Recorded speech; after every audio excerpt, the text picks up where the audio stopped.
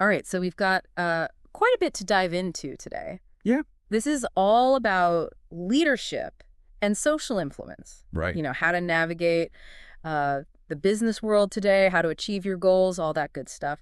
And you guys sent us a really interesting mix of materials, different leadership styles, how to network, even a look at Satya Nadella at Microsoft. Yeah, lots to unpack there. So let's see if we can pull out the key insights that can help all of us out there listening Absolutely. lead more effectively, become more influential, the works. I think a good place to start might be with the different leadership styles. Okay, yeah, let's do that. I mean, the sources dive into three key approaches. Okay, so what do we have? Well, first up, we've got transformational leadership. Transformational leadership. Okay. This is all about inspiring your team. Right. Getting everyone on board with a shared vision.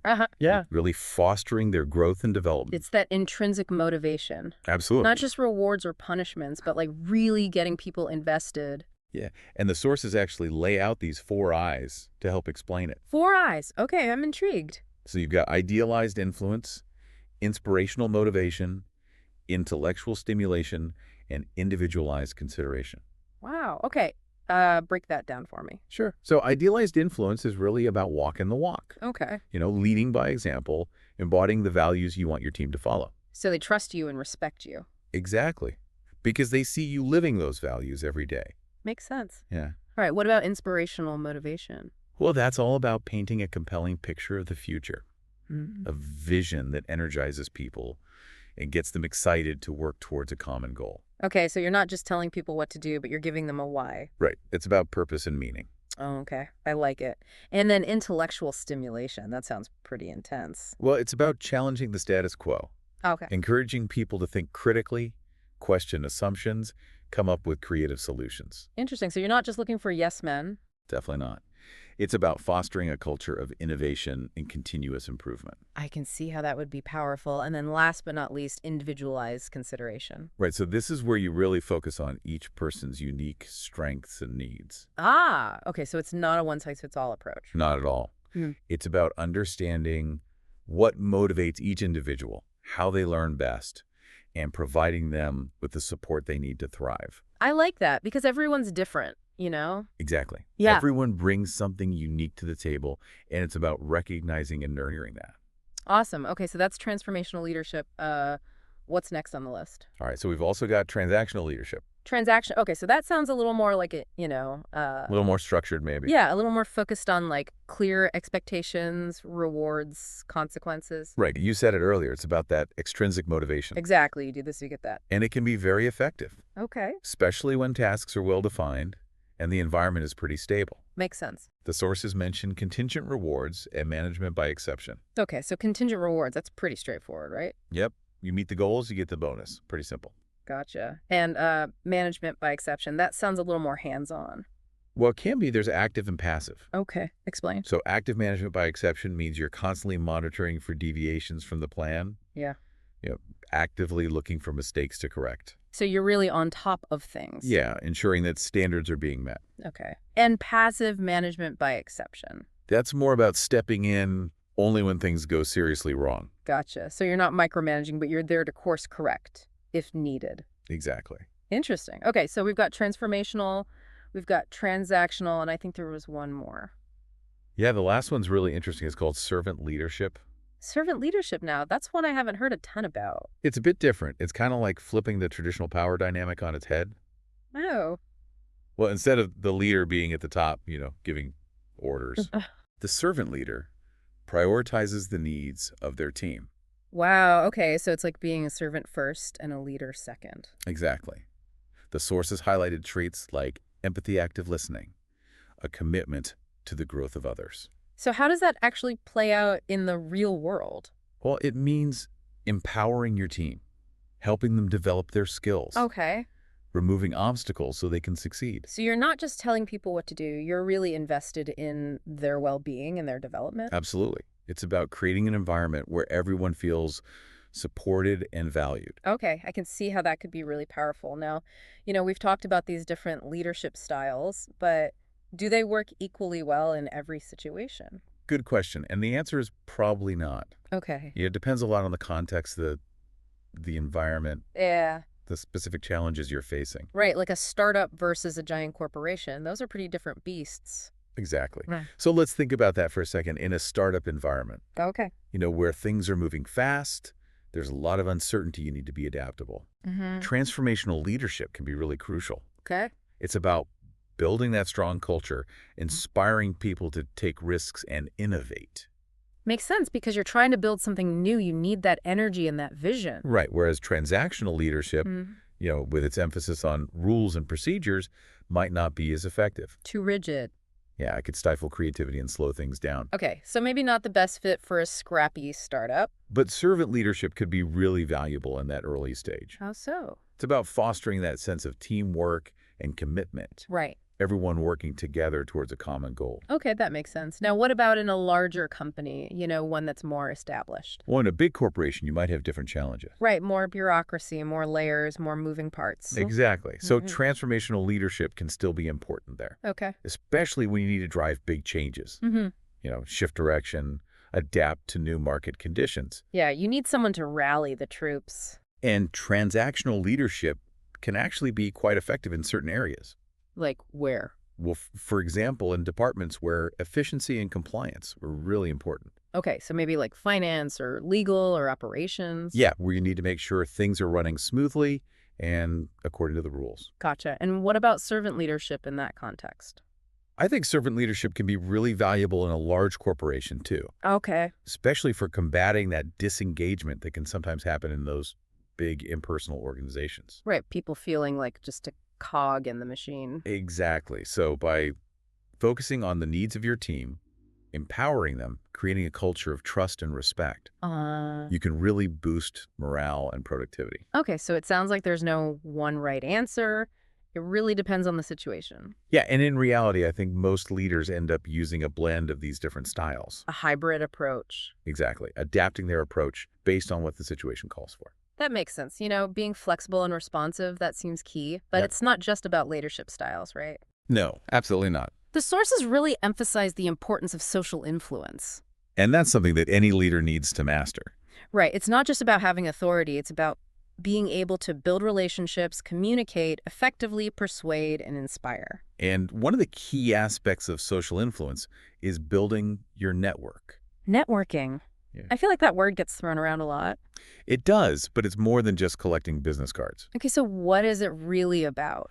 It's about building genuine connections with people who share your interests, who you can learn from, who can support you in your endeavors. So it's about quality, not quantity. Exactly. So how do you actually go about building a strong network?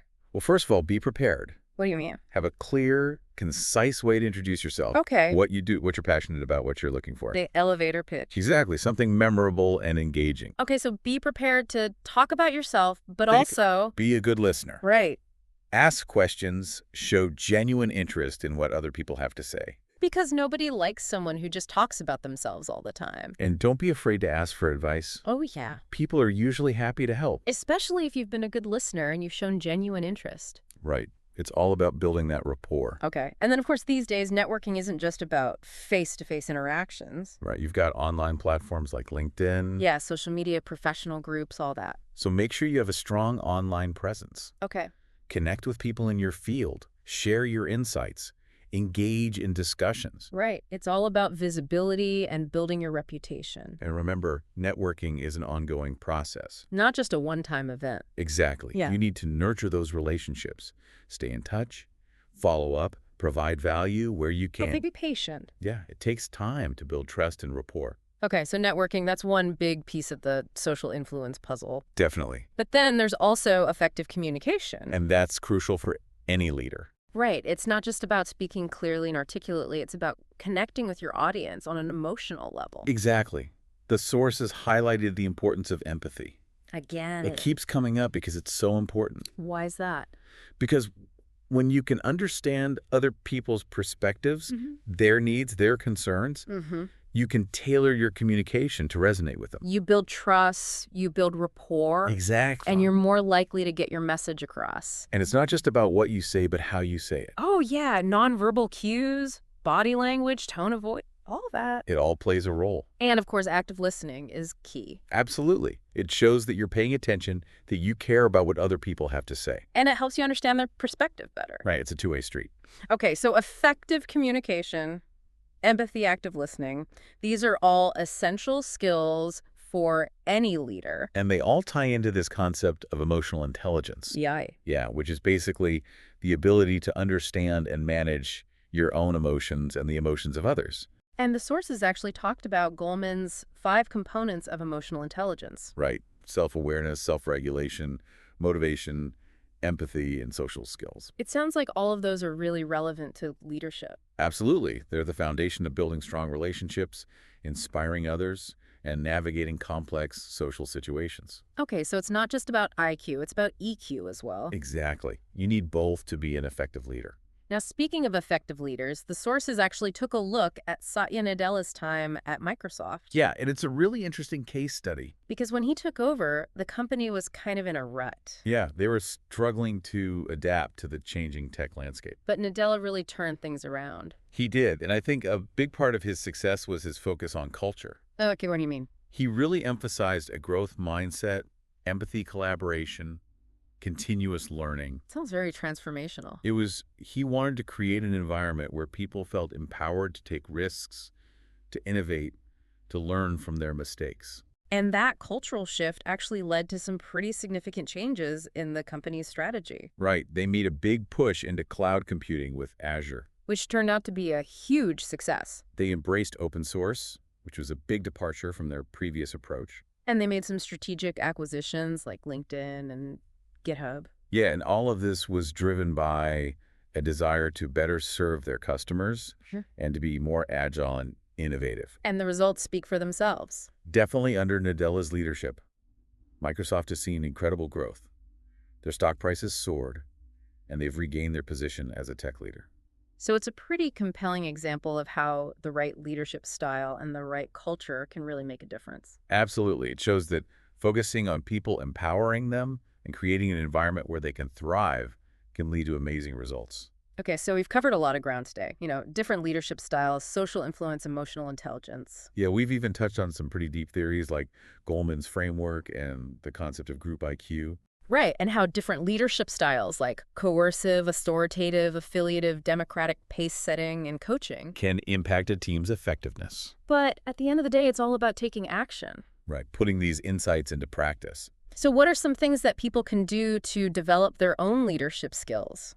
Well, one thing that came up in the sources was embracing leadership opportunities, Yeah. wherever you find them. Okay, not just waiting for someone to give you a title. Right, it could be volunteering for a project at work, Uh-huh. leading a team in your community, Yeah. getting involved in a professional organization. Just taking initiative. Exactly, showing that you're willing to step up and lead. And then another key area is communication. Absolutely. Honing your skills, practicing active listening, seeking feedback. Yeah, there are lots of great resources out there. Like what? Well, you could join a public speaking group like Toastmasters, Okay. take a course on communication skills, read books on the topic. Just keep learning and growing. Exactly, and don't underestimate the power of mentorship. Yes, finding someone who can guide you and support you on your leadership journey. Right, and also be a mentor yourself. Oh yeah, paying it forward. Exactly, because when you teach something, you learn it even better yourself. So as we wrap up this deep dive, I'm curious, what's one thing that really resonated with you that you're going to think more about or maybe try to put into practice? Honestly, I think it's that idea of servant leadership. Okay. It's really powerful, and I can see how putting your team first basic, empowering them and helping them grow Uh-huh. can not only lead to better results, but also create a more fulfilling and meaningful work experience for everyone involved. I think that's a great takeaway. So for all of you listening out there, Yeah, think about how you can blend different leadership styles, hone your social influence skills, and commit to continuous self-development. yeah, that's how you make a real impact. Make a difference in your world and achieve those big goals. All right, to everyone listening out there, Yeah. thanks for joining us. Keep learning Keep leading. and keep diving deep. Right back at you. We'll see you next time. See ya. Bye.